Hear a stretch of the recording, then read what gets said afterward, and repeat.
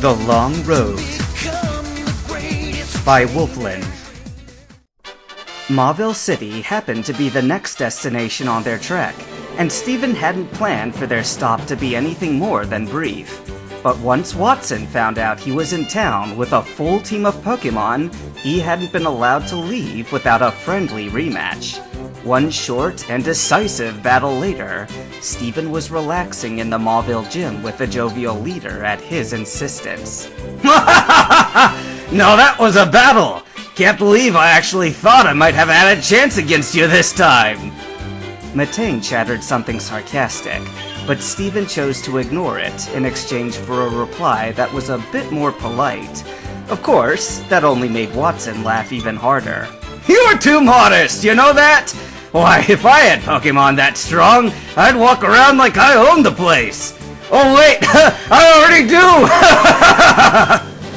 do! Between their first meeting, their official gym battle, and this most recent meeting, Steven had finally gotten used to the leader's interesting sense of humor. Thankfully, he held in his groan, and Watson soon turned to him with a more candid expression. You've worked hard since our first battle, I can tell. I hardly recognize your Pokemon, they've all grown so much. Although I do recognize you. Watson's merry gaze turned to Matang, who clammed up immediately, startled at being addressed. You're a real powerhouse, but you're not even done growing yet, are you? I bet you're nearly there, though. Both Matang and Steven regarded Watson with thinly veiled surprise. Steven had always known Matang still had one more evolution, but even after spending nearly his whole life with his partner, he hadn't the faintest idea when it would happen. And somehow, Watson had deduced the same thing after having only met Matang twice. Watson just grinned at the pair's reaction with a sly wink. I've always had a nose for these sorts of things. Oh, speaking of evolving, I have someone who wants to see you. Beaming, Watson produced a Pokeball from his pocket and tossed it down. As the light faded, Steven could make out a vaguely canine form with bristling fur of electric yellow and blue. The Manectric gave a loud bark and padded towards them. It took a moment for Matang's eyes to widen in recognition. That bundle of yellow and green they'd rescued from beneath the bike path. There was no sign of a limp, and as Steven held out his palm for Manectric to sniff, it quickly warmed to his touch before rearing up to lick him in the face.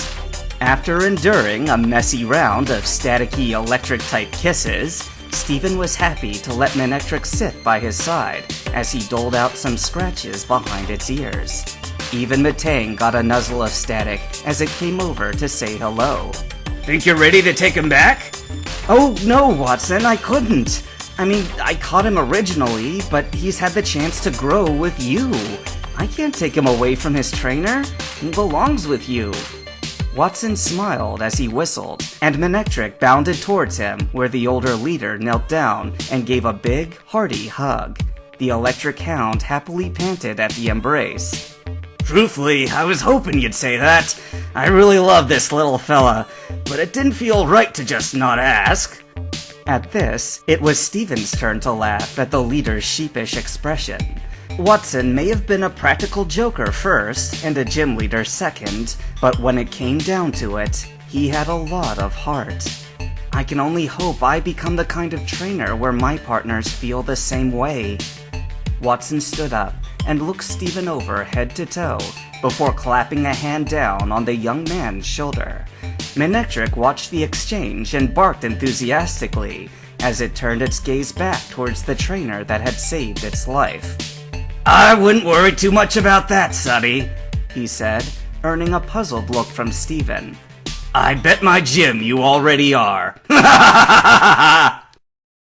Ever since leaving Mauville, Steven's mind was abuzz with Watson's words as he and his team crossed over to Route 123.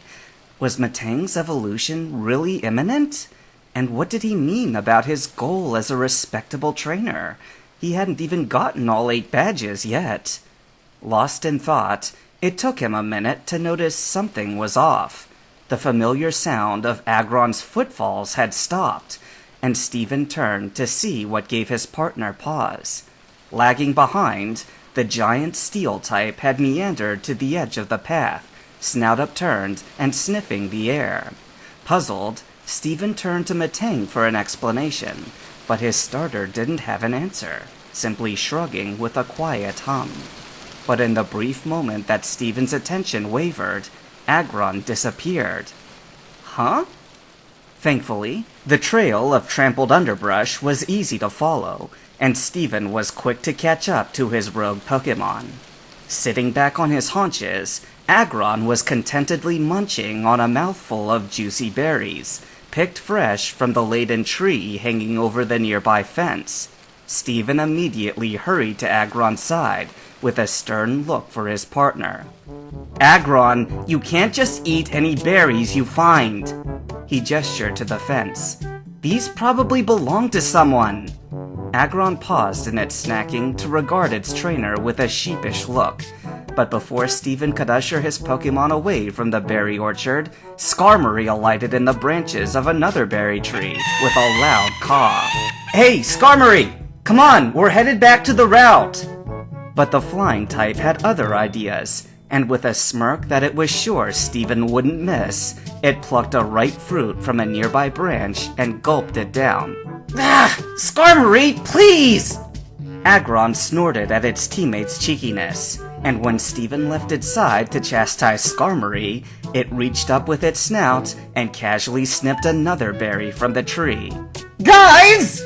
Skarmory just cackled with delight and licked its bill clean. What's gotten into you two? Steven huffed as he helplessly watched his Pokémon chow down. I'll tell you what's gotten into them.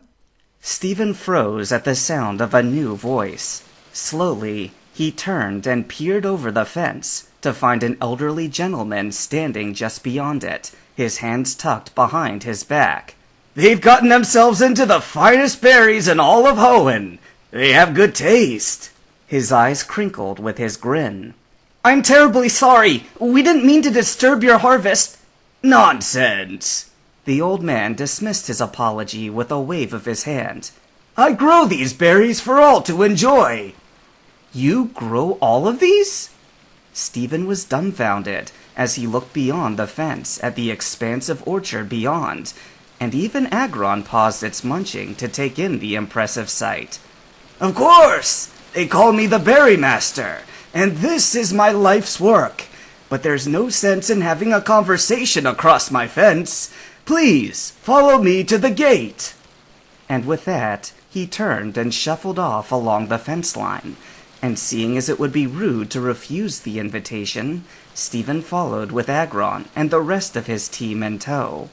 It didn't take long for the underbrush to clear to an open meadow, and just as an opening in the fence appeared, so too did a modest cottage, nestled just out of view from the main route.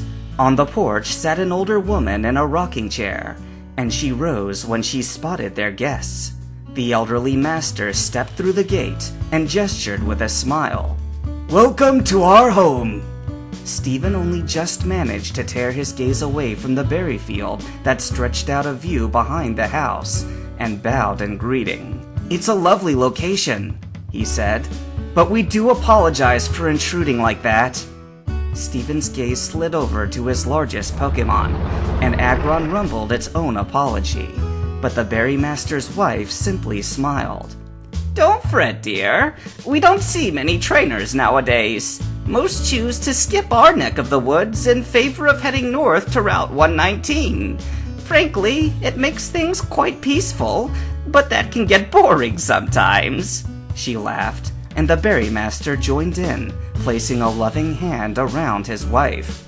Why don't you relax and take some time to explore our orchards? Berries are good for the body and the soul. Oh no, we couldn't! Steven nervously rubbed the back of his head. We already had our share of berries back at the fence. This time, it was the Berry Master who laughed.